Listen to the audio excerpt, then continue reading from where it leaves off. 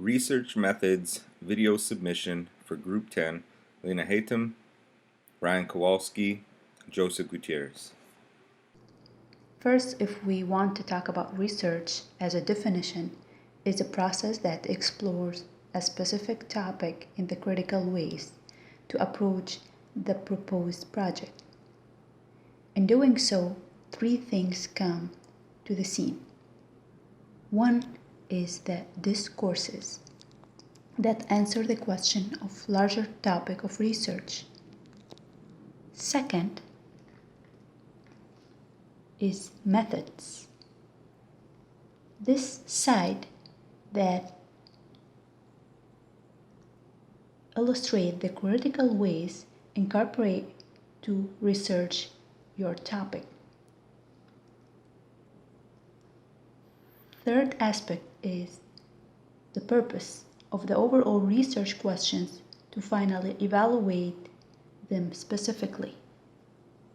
So going back to discourses. First part of this research topic that evaluate the issues around the subject is discourses. So we having our research topic and proposed project of Michigan Central Station, and having our reference as a case study of LTL architects for the project of Telluride Art Center.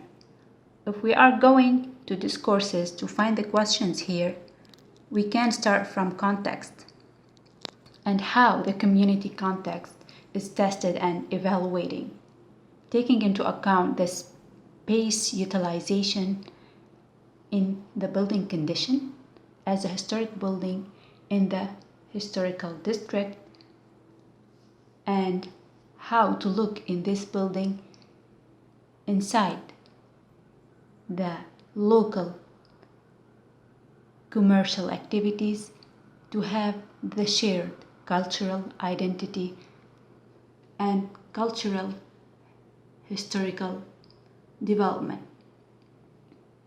So first we have our discourse of materials.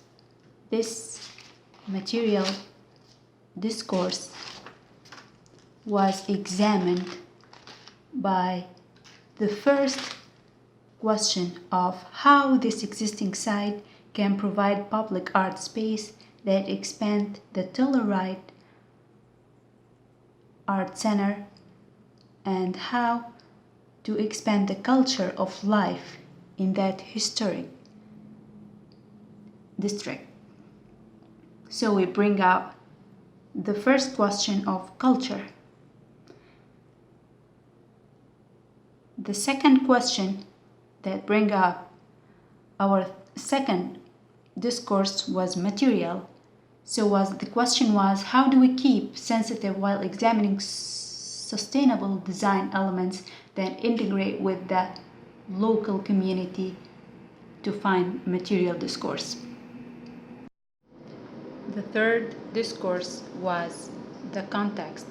So before this building become disrespectful as Michigan Central Station and our case study Telluride Art Center, before this building becomes disrespectful and vacant in the historic community and between nearby commercial art neighborhoods, how can this building transit from private contextual element interacting with surrounding to the public contextual element and contextual concept examining the life in the community?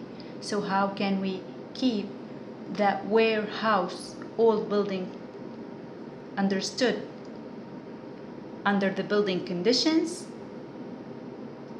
and how functionality of the building can be evaluated?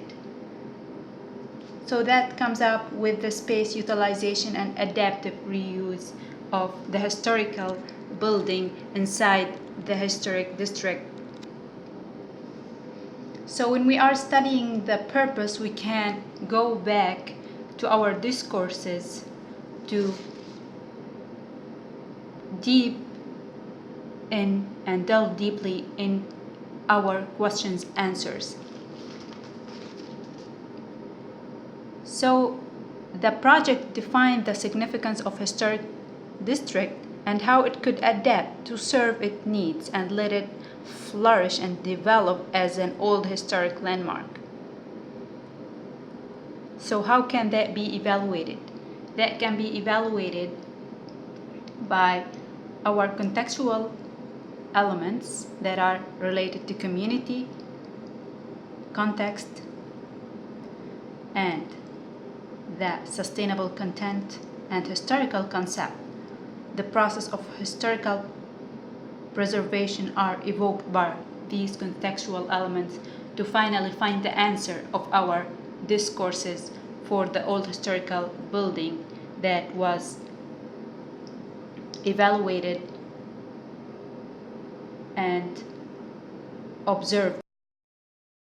All right, for this portion, we're looking at research methods. We're going to look at the differences between the Telluride project and Michigan Central Station. And when we did our research, we found that LTR architects used historical analysis and qualitative research when looking into the Telluride project.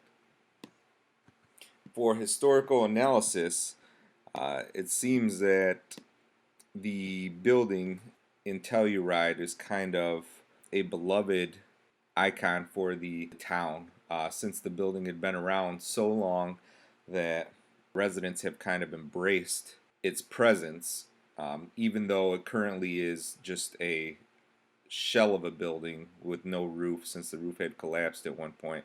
It's still embraced, it's still used.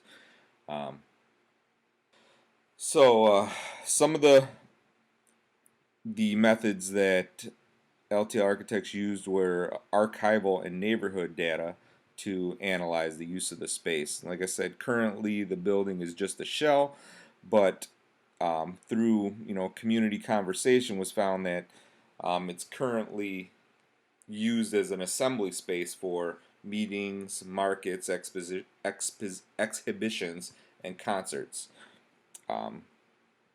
Any of the historical data that was found out was gathered through literature review. In much the same way that we looked at the Michigan Central Station, we were able to find archival data from the city of Detroit, and we could find neighborhood data through talking with the community. And much like the transfer building here in Telluride was an icon for the city, the Michigan Central Station is an icon for Detroit. It's kind of been an icon for the bustling city life and the booming economy at one point. And over time, when the economy started to die out, people started leaving the city, the buildings started to decay and become kind of an eyesore, but still, a beacon of hope for what once was in the city. Currently, it's really only used for ruin porn and urban splunking prior to Ford Motor Company buying it up and developing plans to bring the building and the neighborhood up. Qualitative research for the Telluride building. LTL architects went through a process of collect the community feedback, conduct online surveys, hold open talk sessions for the community's concerns, which is a great way to approach it, to get the community involved and not just kind of say, hey, the city wants this building done, this is what we're going to do, deal with it. No, they went out, they actually brought the community into the space to have these talks, to work with them to see what their passions are, and how they embrace the building and how they would like to continue to embrace it. The Michigan Central Station is a little different in that regard. Ford Motor Company bought the building. They're not planning on using the building for the community. They're planning on using it for their own personal business uses. But Ford Motor Company is planning on creating a campus around the building for the community to engage, and investing in the surrounding buildings and businesses in order to um, embrace the community and the community needs and kind of become one with the community. Where the way we look at this, we can kind of gather information qualitatively by holding sessions to get the community input on what they would like to see happen and where funds are needed in the surrounding area and how certain businesses could positively impact the community. And although the Ford Motor Company building is a private building, by extending its reach out and down into the neighborhood and bringing them into the campus that's going to be formed is a way that they can kind of connect and still keep that link to bringing up the neighborhood.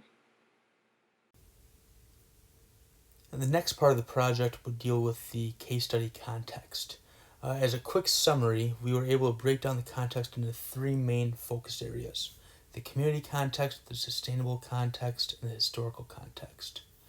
For community, we want to focus on not only the art community in that immediate area, but also the public context, as this will be open to the public. In regards to sustainable context, we want to try to narrow that down into something more specific, and in this project, greenhouse emissions played an important role. For historical context, we had historical preservation, as well as the historical limitations, with this being a historical building, for the program and the site. Looking at the community context a little bit more, it's important to know the community that Telluride is. It's a noble ski town with a very active, vibrant, and growing art community, containing galleries, restaurants, and limited theater spaces. This growing community really calls for a need for additional spaces to house public gallery and theater events.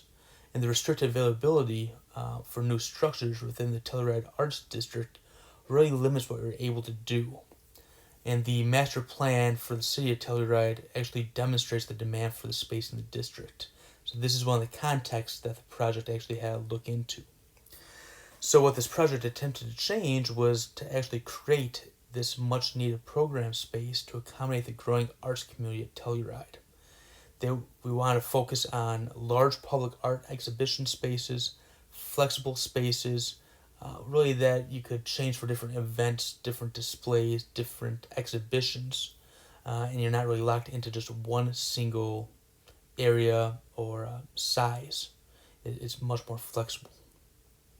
In regards to the public, it's really important to take a look at Telluride more as nodes, vehicular circulation, local access, pedestrian circulations, and how our site specifically relates to those items. So Telluride is a historical building. It has very, very strong historical roots, and it really is only focusing on certain community nodes. And by focusing on these nodes, a lot of the other areas of this Telluride historical community is kind of left alone. So what this project really wanted to do was to make an adaptive reuse of the historical building, and it really tests the public community's need to emphasize the cultural identity of the space. To really increase the land value of the space by reusing this building, by allowing more movement around the city, around the historical core, by activating this building, by promoting walkability, promoting the cultural significance of the building, by opening up this old, dilapidated transfer warehouse and making it something that is needed, that is wanted. And to really decrease the vacancy of nearby historical properties by increasing this one, by reusing this building and increasing the value. In turn, that should trickle down and be a positive for the values for the other areas nearby. Moving on to sustainability, greenhouse emissions really played a key role. The Colorado Climate Action Plan of 2020 called for the reduction of greenhouse emissions by 20% by the year 2020. So that called for a lot of new strategies to adapt to climate change. However, based on the historic nature of the existing building and what we were and were not allowed to do, the strategies are limited. So what LTL wanted to try to incorporate was state-of-the-art sustainable technologies. That's not only just HVAC systems, but more importantly, timber harvesting methods to limit the related emissions resulting from improper harvesting of timber and actually trucking timber from faraway sources. LTL really wanted to try to bring those more local. So, like I mentioned, the high efficiency building systems. Case in point, they have a retractable roof, allowing for passive ventilation, passive heating, passive cooling. It allows nature to heat and cool the space and kind of stay away from any mechanical items. One of the more important contexts for the project is historical. The existing Telluride Transfer Warehouse is a registered building. It's located into a historic community. With that, there are strict codes that limit the allowable changes to the facade. There are very strict design guidelines for a historical building in that district, which really limit what LTL was allowed to do. So, knowing these limitations, what LTL attempted to change was they wanted to reconfigure and reuse the existing transfer warehouse by keeping the shell intact. So, keeping the shell intact will allow them to comply with the historical requirements, introduce appropriate design for this thriving arts community, while staying true to the historical roots of Telluride. So, moving on from our case study, we want to look at a different project, and this focusing on a similar building, being the Michigan Central Train Depot. And just like our Telluride case study by LTL, 3 contexts were analyzed using the Michigan Central Station. The first being the program context, relating the needs of the existing neighborhood to the new function and use of the building. The second being a historical context, just like the Telluride area. This is a very major, very important historical building in the community, notably in Corktown, Detroit. And 3, the community context, and how the social economics are impacted by this project. So, one thing we really want to look at was programming, looking at the initial conditions. It's an existing limestone, brick, and terracotta building. I think everybody's aware of the Michigan Central Station, but recently it's been purchased by Ford with plans to renovate not only this building but the surrounding buildings to be more of a campus for autonomous vehicles. So consequences of this is, first, historic development, moving employees into the renovated space, and trying to reduce harmful effects on the environment. Then we have the future development. It's creating that campus in Corktown, Detroit, and making Michigan, this area a centerpiece not only for Corktown, the neighborhood, but for this new division of Ford that they're trying to come out with. So moving into the case study context, we want to focus not only on the main programming, but on site programming. So what we were able to do and what we really want to look at was comparing the public items with the private. So, the historical significance to the community is extremely private or extremely public. Local community activities and how those are impacted by this project. The historical neighborhood development, which will be a little bit more thriving as this project keeps going. Shared cultural identity, not only for Ford, not only from Detroit, but combining those together. And a little bit more private to the project is space utilization, using this as a centerpiece. Another case study context with historical preservation, just like Telluride. It's a 105-year-old train station. It has extreme historical significance not only to Corktown but to Detroit as a whole. It has that reputation as a living symbolic representation of the city's story. And as we all know, it's recently been in decay. So, Ford wants to renovate the building for daily use, using its iconic status to bring life to a surrounding area. The immediate area around Corktown, while it is coming around, it has for a while been been under hard times. So the renovation of this project could be a catalyst for more growth in that immediate area.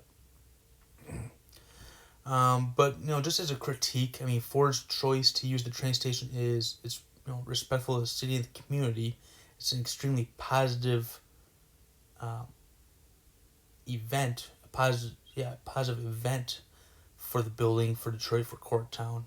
It's creating a campus for the renovation, which will itself bring a ton of activity to the area. And it's taking this decaying building and bringing it back and really changing its end to its story. So where it's not just a dilapidated building, but now it's got more life brought into it.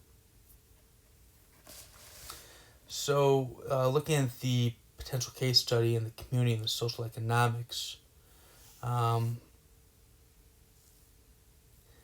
there are some drives to reduce greenhouse emissions in the historical nature. Again, just like Telluride, using local materials saves so much on the greenhouse gas emissions. If you look at the graph to the right, 38% of greenhouse gas emissions are done by transportation, and forestry, agriculture, other land uses. Making those more sustainable itself almost cuts that down by half. And these are just the works cited for this project.